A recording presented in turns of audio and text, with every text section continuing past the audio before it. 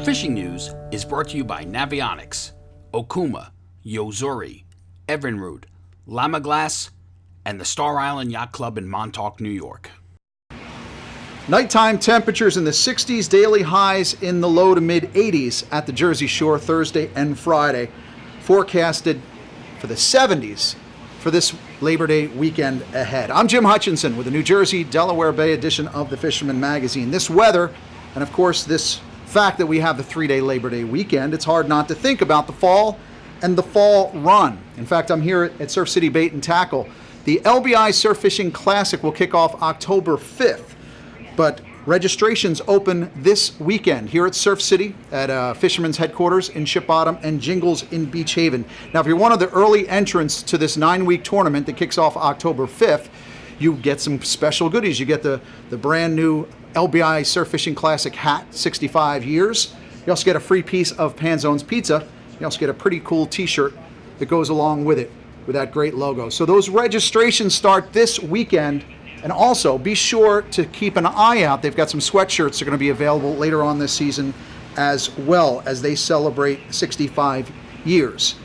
All in all, though, the 3-day weekend looks to be mostly dry all the way through Sunday. So if you're heading down here to the shore this weekend, it should be a good one. Some clouds at some point this weekend, but the first start looks pretty good. Of course, there are a couple of tropical storms that everybody's keeping an eye on. Dorian, of course, is that one that's barreling into Puerto Rico, and the folks down in the southeast states, Florida especially, keeping an eye on. But we also have another storm, Erin, which passed offshore just east of us early in the week. Poses no immediate threat according to NOAA, but it sure whipped up the seas from the Hudson to the Baltimore through Thursday. 3 to 4s forecast at the canyon, though, for this weekend ahead. Just keep an eye on the winds as you're scheduling your trip. I know quite a few tournament anglers are chomping at the bit. Those guys who are in the Manasquan River Marlin and Tuna Club's offshore open. It's been gone on all week, and it looks like the best window is going to happen this coming weekend. So all hope for a good weather window to get in on that offshore action that we really haven't heard too much about in the last 2 weeks between the weather and the tight lips from the mid-Atlantic. So good luck this weekend. Now, surf-wise, checked in with the folks here at Surf City Bait and Tackle this week. They said some bluefish showed up. We're getting reports from bluefish up and down the coast, but the folks here said Harvey Cedars was the last place that they had some good reports on some decent-sized bluefish this week, picking up mullet on some of those mullet rigs. You also have the opportunity for kingfish, a lot of short fluke in the wash right now, of course, with all that bait that's in the wash. In fact, I was in here before. A couple of kids were picking up some clam. Young guys were picking up clam and some rigs. They're going to go out to the back bay, see if they can find some sea bass or maybe some blowfish off the piers. Now, moving forward from Southern Ocean County and Northern Ocean County, Spanish mackerel, cocktail blues, and the occasional shots of bonito in the last couple of weeks. Bayhead earlier this week, over the weekend, caught a bunch of them in the wash first thing in the morning. In fact, the times that I've gone up to the beach this week, before the winds, you can see those Spanish mackerel leaping out of the water. I did bump into the mighty E-Rock at the link in Philly last week. I know he fishes Central and South Jersey a lot. He says he didn't remember a season when we had so many Spanish mackerel in the wash. I couldn't disagree with that, but from time to time, every summer we do get that influx of special visitors that come in tight. Definitely worth your while. Now, the thing about Spanish mackerel or bonito or some of those cocktail blues, what really helps, if you bring a cooler full of ice to the beach, if you're allowed, some municipalities don't allow it during the day, but you want to cut those fish, bleed them immediately and put them on ice. I got to tell you, Spanish mackerel are very tasty on the grill, skin side down after you treat them nicely, just like I just said. Some people would like to marinate them just for about a half an hour, 45 minutes in a teriyaki or a soy sauce or some poison sauce. Bonito, on the other hand, the bonito with an O, absolutely phenomenal fish. Again, bleed them right away, ice them right away, but you can serve them up just like sashimi. Serve them up raw, sashimi or sushi style, just as good as tuna. Now, Kyle at Fisherman Supply in Point Pleasant, he was out fueling up a boat over the weekend when he saw the bonito blitzing bait on the incoming tide. Bonito piling on bait in that Manasquan River. So if you're looking to score a speedster from the beach or jetty this week, definitely take an assortment of metals. You want to try those deadly dicks, the Hoagie Epoxy, which is what Kyle used on that bonita in the Manasquan River, or Tsunami Slim Waves. Again, I suggest taking a couple of different sizes. It seems like those Spanish in the surf have been feeding on real small baits, but sometimes you want something a little bit heavier to get you out casting distance. Of course, if you go out a little bit beyond the surf line, you'll find some more of those speedsters and some additional fish in the mix. Trolling right now with Clark spoons will get you on some of those Spanish mackerel, but Nick Mad Mahi Hanacheski, he also found the chicken mahi just 3 miles out. He was also trolling feathers, the Williamson feathers. So if you're looking for something unique to do and you've got some nice inshore conditions, Spanish mackerel, bonita, and a couple of chicken mahi inshore as well. And I did mention bluefish before, and the folks here said a few of those fish are 4 or 5 pound category here on LBI. Some of the boats are finding some bigger bluefish just offshore. In fact, the big Jamaica sailing this week, they had one pool winner of 10 pounds for Jose Mendoza earlier this week. And the word from Captain Howard on the Jamaica was, quote, 2 large areas of bluefish moving through, and they are biting. So keep an eye on some of those big bluefish. Another popular Jersey visitor this summertime season and all the way into the fall, particularly in Atlantic and Cape May County, has been sheep's head. They hang out along the structure, some of the old piers, rock piles, and sedge banks. Joe Verna here, he's been putting his time in working some bridge structure, and he was rewarded recently with a couple of really good sheep's head. This one for Joe here. He caught this in Stone Harbor using a bottom sweeper jig with an Asian crab. And of course, those bottom sweeper jigs, the brainchild of Captain Dan Schaefer of Insomniac Guide Service down there in Stone Harbor. He recently put Eric Matlos on a couple of double-digit specimens earlier this in the last week it was, I guess.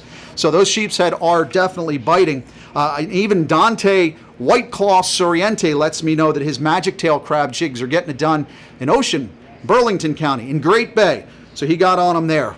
Good to know that some of those sheep's head are in the Great Bay area, which gives me some personal hope in the coming days as soon as I can get away from the desk and get out on the water. Now, I mentioned recently that I was in the middle of a trolling motor project that happened a few weeks ago on my little 20-foot center console. If you're interested in looking at how you might be able to configure your boat for a trolling motor, just posted a 25-minute how-to video this week that I did with the folks at Octopus Yacht. So if you're considering a trolling motor on your boat, you might want to take a look at that video.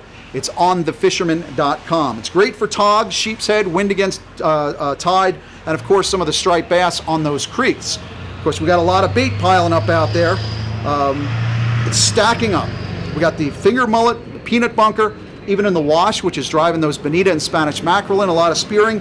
Andy at Riptide said the Brigantine ramp was just chock full of bait recently, and that bait has led to a few sodbank sharpies getting out along the sedges, looking for some striped bass, particularly at high tide as those bait fish start to funnel out of the creek on the outgoing tides.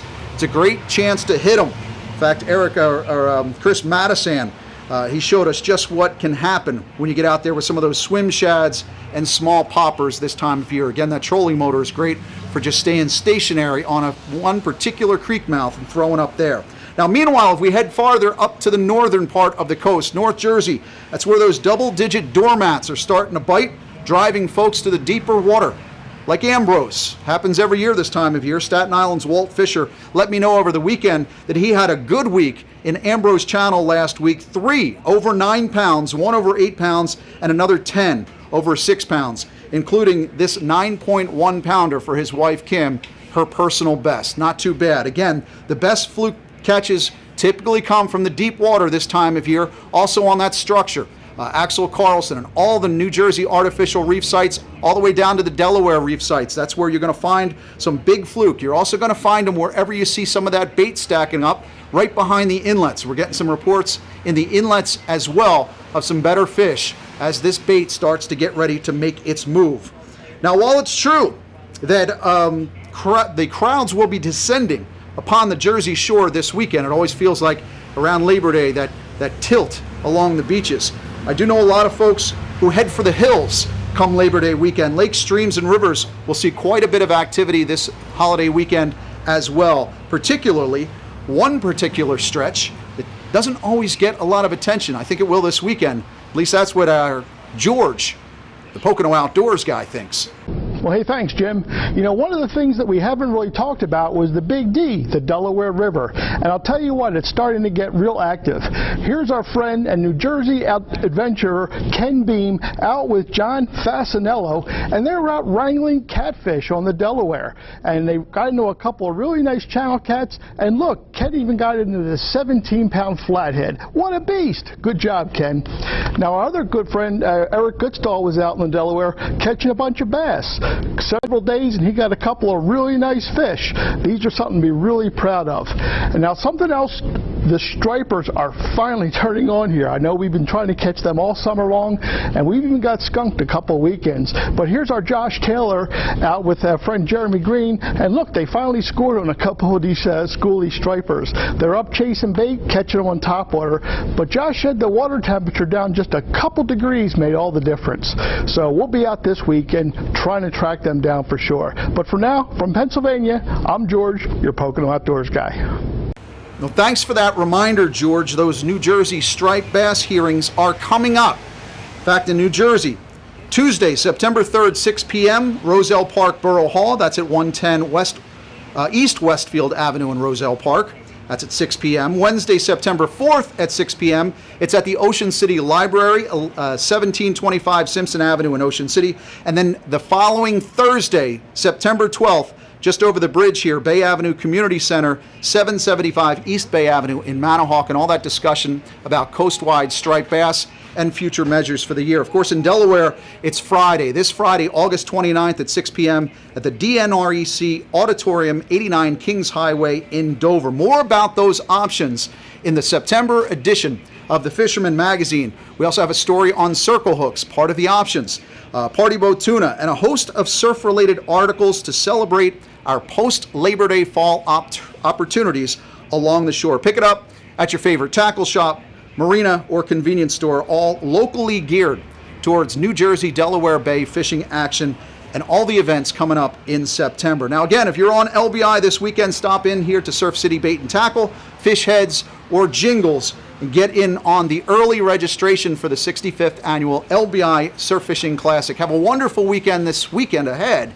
We'll talk to you again on the other side, right here at thefisherman.com. Win the incredible Steigercraft Evinrude Lowrance Grand Prize Boat Package and more in the Fisherman's 2019 Dream Boat Fishing Challenge. Get the details now at thefisherman.com.